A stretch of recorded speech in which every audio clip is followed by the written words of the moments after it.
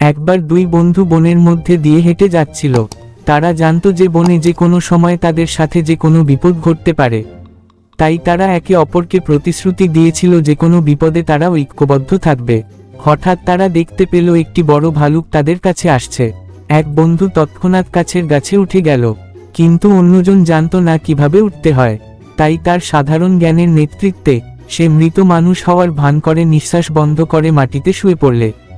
ভাল্লুকটি মাটিতে পড়ে থাকা লোকটির কাছে এলো।